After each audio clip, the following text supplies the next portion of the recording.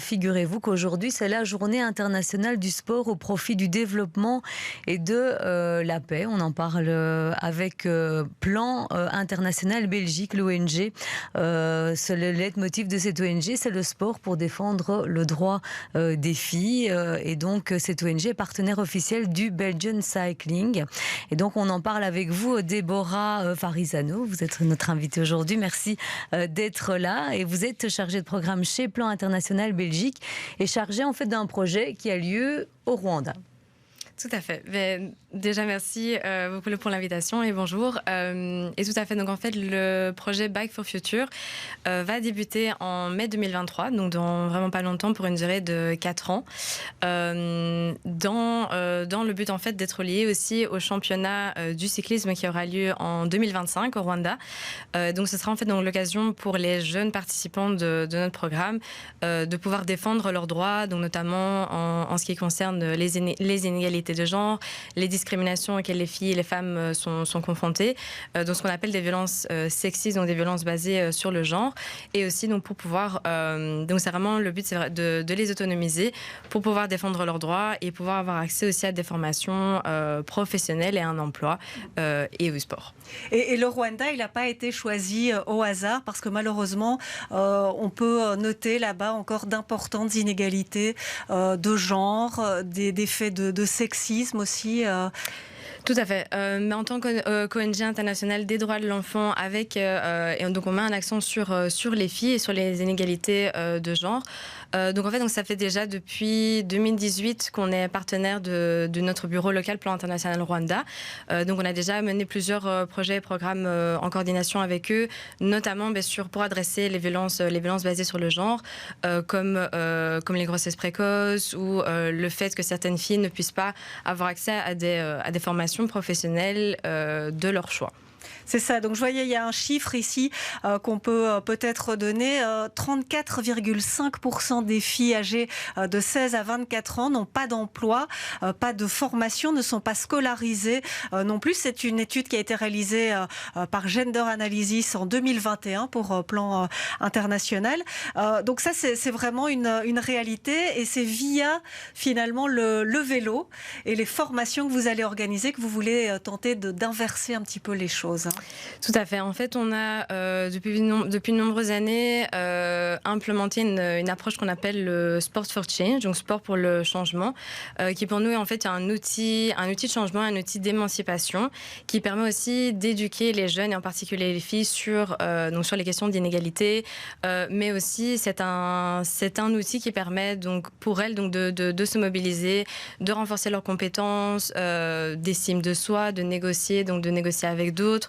De pouvoir prendre la parole en public, et ça permet aussi donc de remettre en question les stéréotypes de genre, notamment donc les stéréotypes de genre qui cantonnent les filles et les femmes à des tâches plutôt domestiques et qui ne peuvent pas participer à des aspects de la vie sociale et économique.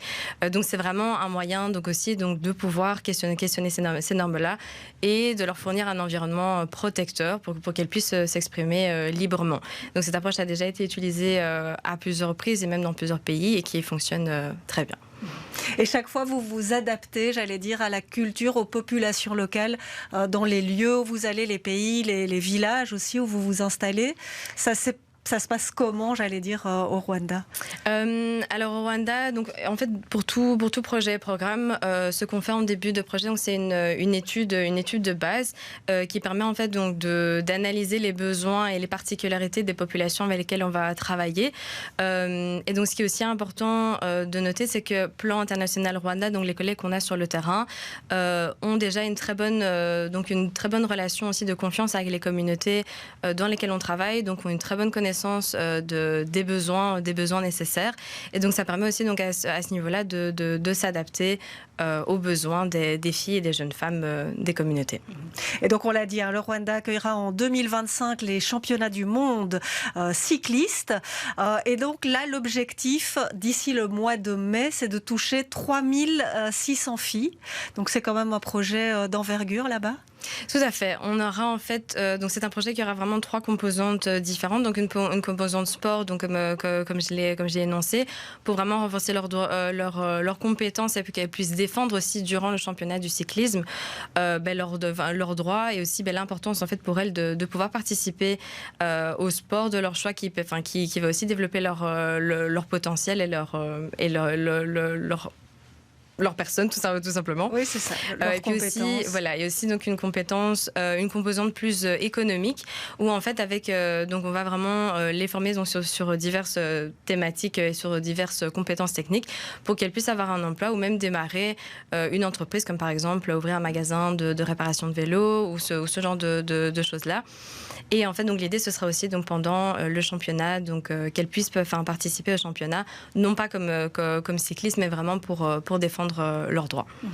Alors, vous collaborez avec Belgian Cycling, aussi avec l'ancien cycliste Philippe Gilbert, qui est vraiment votre ambassadeur. Concrètement, ça consiste en quoi cette collaboration ? Alors cette collaboration, donc on aura donc effectivement Philippe Gilbert qui est en fait un ambassadeur de plan international Belgique depuis plus de 10 ans maintenant, et étant un coureur, un cycliste renommé, donc c'est vraiment le parfait ambassadeur pour ce projet, et les spécificités de cette collaboration seront vraiment détaillées plus tard, mais Gilbert sera vraiment donc la tête à l'affiche du projet en tout ce qui est pour la communication, la presse, etc. Et pour aussi soutenir ce projet et défendre les droits des filles au Rwanda. Voilà, et c'est ce que le sport professionnel veut dire et comment on peut se dépasser et aller au-delà. Eh bien, merci beaucoup Déborah Varisano d'être venue nous parler de ce beau projet au Rwanda qui démarre donc maintenant Bike for Future.